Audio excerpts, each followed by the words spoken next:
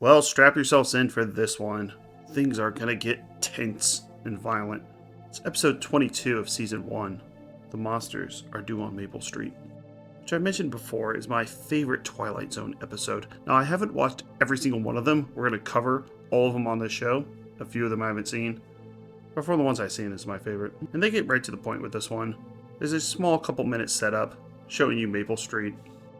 Opening narration describes Maple Street as Anytown, USA, a tree-lined street filled with white picket fences, neighborhood barbecues, and children's laughter. Oh, that sounds so nice. But this Leave It to Beaver neighborhood gets immediately plunged into darkness as everybody loses power at the same time. Not only do they lose power, they can't use any of their appliances, they can't use things like lawnmowers, they can't use their cars, those don't turn on. So this goes beyond just a regular blackout that we've all experienced at some point in our lives. They can't even use the telephone or radio.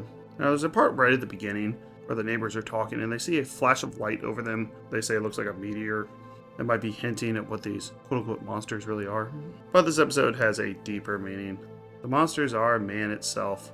Since Les Goodman, one of the neighbors, tries to start his car, then walks away from it, and then randomly the car turns on. The neighbors start gathering around. They start asking questions. How come his car will start, but everyone else's doesn't? Then his lights turn on. How come his lights turn on, but other people's don't?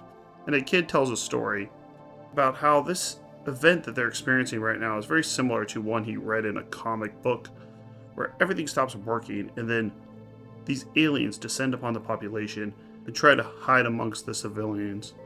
So these aliens look just like regular people, and he puts it into people's heads, hey, there might be aliens, and they might be right amongst us. So they start fighting with each other, not wanting to say that they think that it's aliens, but come on, this is kind of crazy. This isn't a blackout. This isn't just a water shortage. Their lawnmowers aren't working. Something crazy's going on. The main character's Steve, and he's the one who's the fatherly figure among this group of doofuses. He's trying to remind everyone to stay calm, to not blame each other, but he's not the best character in here. He's just sort of a cookie cutter, good guy. This character right here, Charlie, is absolutely hilarious. And what a perfect casting this was. Charlie is played by Jack Weston, who's in the Thomas Crown Affair, 1968 version. But I remember seeing him in Short Circuit. Actually, that was the last movie credit he ever did. Short Circuit 2, he played Oscar. And this guy really helps this episode go up into the upper echelon, because they need a bad guy. They got this cookie cutter good guy who's like, everybody be calm. Come on, that's not entertaining. Let's get this drunk, slightly overweight dad in a Hawaiian shirt to mix things up. And he ends up making a fatal mistake where one of their neighbors, who went to go to the next street over to see if they were having these problems, comes back and he ends up shooting them because he thinks that he's a monster. What a doofus. Now everyone's turning on Charlie. He was trying to blame everyone else. Now everyone's coming at him. This is also the most violent episode we've seen so far. Obviously, this is TV from 1960, but we see some blood. We see some shootings. We see rocks being thrown at people. And the way they edit this really conveys the chaos. Quick cuts to pictures of guns, a streetlight, a lamppost, a window being broken with a brick. It feels chaotic, and it ends on a chaotic note as well, as the humans turn on each other, and we get the reveal. Spoiler, this episode came out in 1960. That was actually aliens the entire time. Aliens were watching Maple Street, and were just turning off certain electronics, turning off certain lights, then causing the humans to go crazy and start blaming each other and killing each other. And that's their plan of how to take over the world. They're not going to do a full-scale Independence Day invasion. They're just going to turn off a few appliances, let people go nuts, plunge people in darkness. Now, you ain't exactly above suspicion yourself. And while this is a very sped up version of what would happen, apparently this takes place over one night. I think that would be unrealistic. However, I think the point here, what is realistic? If you start messing with people like this, and especially if you do this to all the towns around people, imagine if you just woke up one day and nothing worked. I think we've all survived blackouts. I once went 1 week without water, which almost is worse than going 1 week without power. So I've also done 1 week without water. You're like, damn, I can't do anything. I have to ask a friend to go over to his house super far away to take a shower. You wake up one day, nothing works. You have no internet. You have no phone, computer. Your car doesn't even freaking work. You can't go to another town because they can control that one too. People would absolutely become panicky animals. This is sped up because it takes place over one night, which I don't think would actually happen, but expand that to a month? 2 months, 3 months? Come on. Eventually people would start going crazy.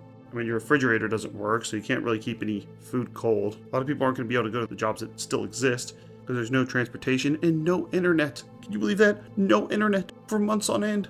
And since it seems like they have the ability to turn off any appliance, even if you have one of these solar generators, which I definitely recommend people getting because they're great for blackouts. I have a Jackery, so I can actually charge my phone and computer if I want to. Monsters Are Due on Maple Street is going to get a perfect 10 out of 10. It's my favorite episode. I really do think it's perfect. It holds up extremely well for an episode made so long ago. And I think them showing the aliens at the end was absolutely the right choice. That's the only thing that really dates this episode, because they look like aliens from a 1950s science fiction movie. This episode was definitely directed by Ron Winston, who I was excited to learn more about. Unfortunately, he died in 1973 at the age of 40. He got a heart attack while going to the airport. That is extremely unlucky and unfortunate. He directed The Gamblers, episode of The Man from U.N.C.L.E., and 3 episodes of The Twilight Zone. And the main character, Steve, the good guy, played by Claude Akins, is best known for being in the movie Inherit the Wind. He was also in Battle for the Planet of the Apes. I haven't seen that one yet, but of course we know Rod Serling wrote the original Planet of the Apes. And a little bit of fun trivia to lighten things up. The top says the uniforms worn by the aliens, their spaceship ramp, and the shot of the flying spaceship were originally used in 1956 film Forbidden Planet. I swear, this is the 5th time the Twilight Zone just takes parts from Forbidden Planet. Rod Serling just has access to the cache of leftover props from Forbidden Planet. Why the hell not use it? And there is a book called Stories from the Twilight Zone. Might have to check that out. But they fleshed out this episode more, gave more background to the stories, and he even had an epilogue. So this one just ends as the aliens are explaining their plan, then they go into their spaceship, and I guess they go to another city to do it again. So they've taken over everywhere. What in the story, it says by morning, all residents of Maple Street had killed each other, and within a week of the massacre, the aliens have moved into the neighborhood in their place. I like when the ghouls take over Tenpenny Tower in Fallout 3. I think so. Next up is episode 23, A World of Difference, where a guy finds himself in his very own Truman Show.